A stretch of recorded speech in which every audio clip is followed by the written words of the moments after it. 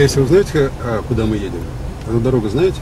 Я не знаю. Так, первых 3 слова, которые вам приходят в голову. Ну, пусть будет аэродром, Чехов и пробирка.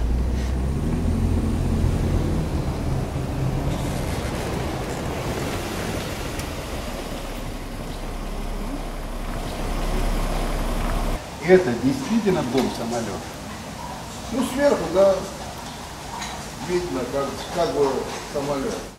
Значит, невербально дайте команду. Тут из этого постороннего проходящего ничего. Ладно? Можно?